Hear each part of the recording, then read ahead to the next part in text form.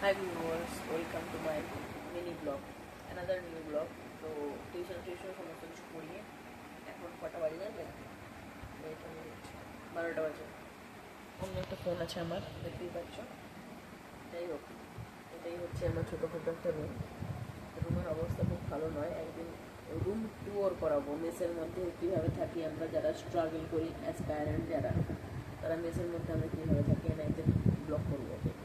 তো আমি আমার ডিনারটা বানিয়ে ফেলেছি। তো ভাই বাঁচতে তো হবে। এখানে আমি আলু সিদ্ধ করেছিলাম, এবার আলু চোখাগুলোকে ছাড়াবো। আমি ভাবছি গরম ভাতে জল ঢালাম, ওই জন্য ফ্যানটাও ফেলিনি। পেঁয়াজটা কুচিয়ে রেখেছি এখানে, আর এখানে এই যে ফুলকপিগুলো পুড়ে গেছে, আর একটা লঙ্কা দিয়েছি, ওটাকে চটকে দেবো।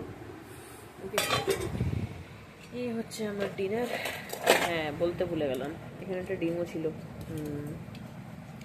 কারণ ভাই ভেজিটেরিয়ান, যাই হোক, ভেজিটেরিয়ানও কদিন খাবে, তাই না?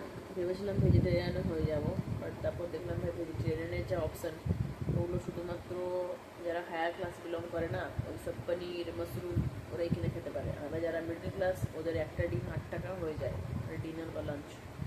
ওকে, পনির মাশরুম খাওয়ার আমার কোনো পয়সা নেই। টিউশন পড়িয়ে নিজে চলে, বাড়িতেও কিছু মেটাতে হয়, তাতে কি আর কদিন কাজ ছোটাবো, তাই না? তোমরা প্লিজ সাবস্ক্রাইব করো, মনিটাইজেশনটা যাতে অন হয়, আর যাতে কিছু পয়সা করি পাই। ফেসবুকে এত ন্যাংটা নিচে টাকা পেয়ে যাচ্ছে, ইউটিউবে এত কিছু করে বৌদিবাজি করে টাকা পেয়ে যাচ্ছে, আর আমরা এত কিছু ব্লগ দিয়ে এত কিছু ভিডিও শেয়ার করবো, এখনও চ্যানেল মনিটাইজেশন হয়নি। এখনও মানে ধরো আমার ইউটিউবে 400 ঘন্টা কমপ্লিট হয়েছে, 4000 ঘন্টা আমাকে যেতে হবে। সিরিয়াসলি 3600 ঘন্টা।